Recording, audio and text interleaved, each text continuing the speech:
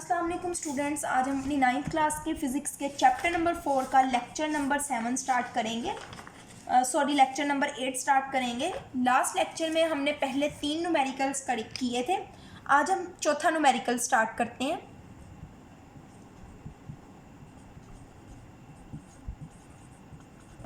Fourth numerical students आप देखें क्या है।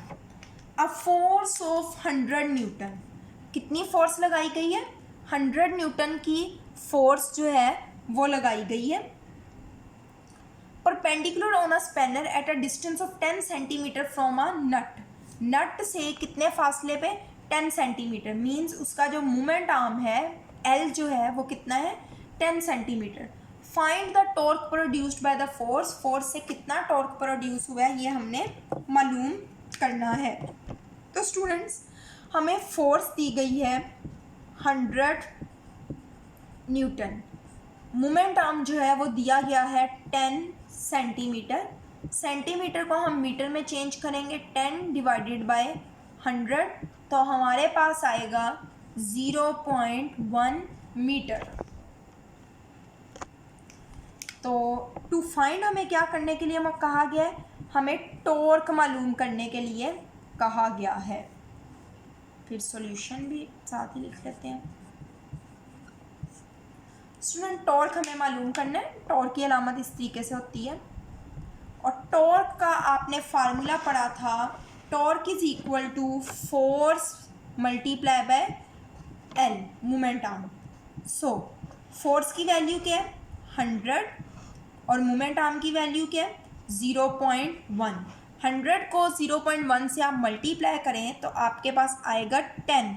और टॉर्क का स्टूडेंट यूनिट क्या पढ़ा था? Newton metre.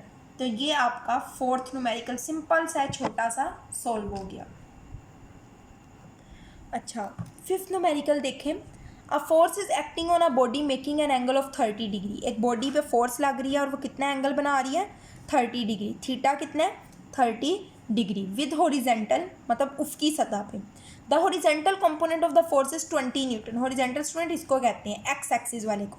तो horizontal component means F X की वैल्यू क्या है? 20 न्यूटन।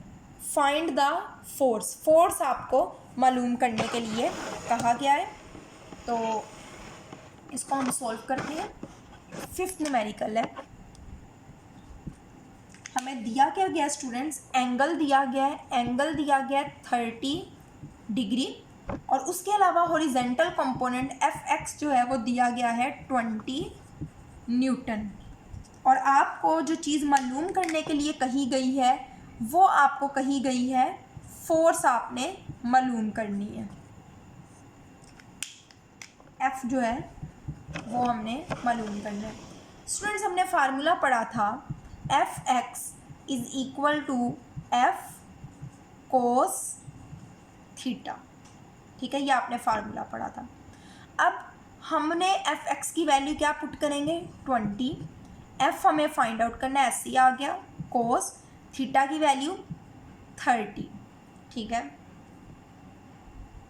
अब स्टूडेंट्स हमें एफ मालूम करना है। एफ इधर रहेगा 20 डिवाइडेड बाय कोस 30। कोस 30 इधर आके क्या हो जाएगा? डिवाइड हो जाएगा। अब F is equal to 20। Students आप कैलकुलेटर में कोस 30 लिख के इक्वल को प्रेस करेंगे तो आपके पास आएगा 0.866। ठीक है, फिर आप 20 को 0.866 से डिवाइड करेंगे तो आपके पास आपका आंसर आ जाएगा एफ इज़ इक्वल टू 23.1 और फोर्स का यूनिट क्या होता है? न्यूटन। ठीक है स्टूडेंट्स, ये हमारे पहले 5 न्यूमेरिकल्स हो गए हैं। ये वो न्यूमेरिकल्स हैं जिनसे रिलेटेड हम टॉपिक्स जो हैं वो हम अपने स्टडी कर चुके हैं। अब हम अपना आगे टॉपिक की तरफ मूव करते हैं टॉर्क से, जो नेक्स्ट टॉपिक है।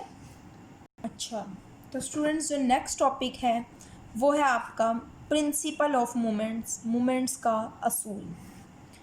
मोमेंट्स का असूल पढ़ने से पहले आपको मैं 2 चीज़ें बता दूं। क्लॉकवाइज मूवमेंट और एंटी क्लॉकवाइज मूवमेंट क्या होता है।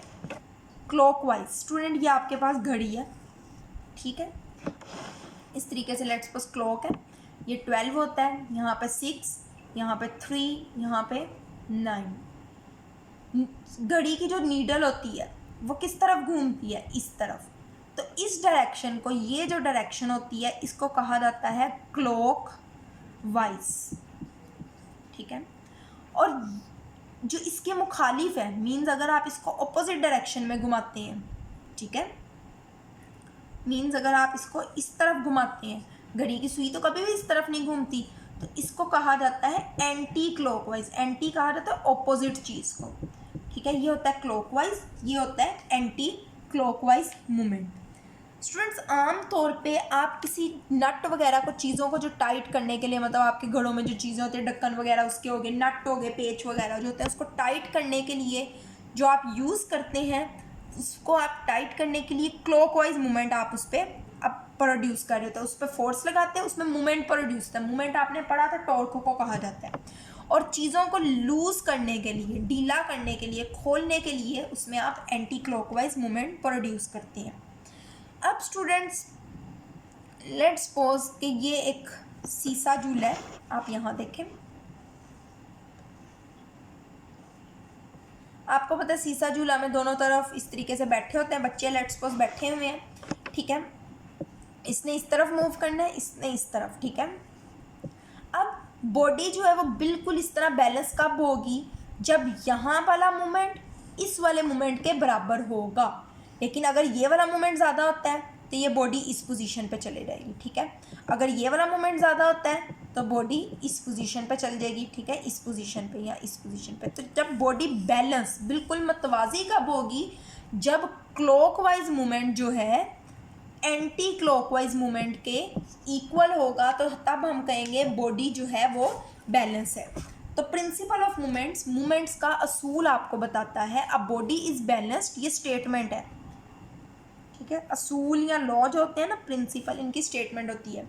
अ बॉडी इज बैलेंस्ड, एक जिस्म बैलेंस्ड है इफ़, अगर the sum of clockwise movements acting on the body, अगर एक जिस्म पर लगने वाली तमाम क्लॉकवाइज मूवमेंट्स का मजमुआ, sum, total on the body is equal to the sum of anti clockwise movements acting on it, उस जिस्म पे लगने वाले तमाम एंटी क्लॉकवाइज मूवमेंट के बराबर होता है, तब जाके जिस्म जो है वो क्या होता है, बैलेंस होता है। क्लॉकवाइज मूवमेंट जो है एंटी क्लॉकवाइज मूवमेंट के इक्वल होगा तो हम कहेंगे बॉडी जो है वो बैलेंस है। अब स्टूडेंट्स, क्लॉकवाइज मूवमेंट क्या होता है, देखें, ये आपके यहाँ लिखा हुआ है, टाइट द नट करने के लिए, और एंटी क्लॉकवाइज मूवमेंट जो है वो आमतौर पे लूज करने के लिए यूज़ होता है। लेकिन ये आपको याद करने की ज़रूरत नहीं है।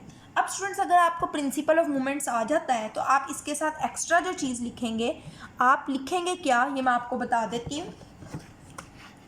ये बच्चों शॉर्ट क्वेश्चन ही है, जब आप इसकी स्टेटमेंट लिख लेंगे उसके बाद आप नीचे लिखेंगे, है तो ये भी डेफिनेशन वाली ही चीज़, बट आप इसको थोड़ा इस तरीके से लिखेंगे, सम of clockwise movement,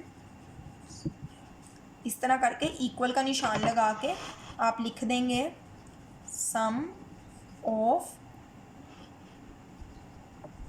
anti,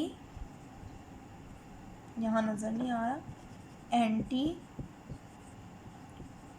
clockwise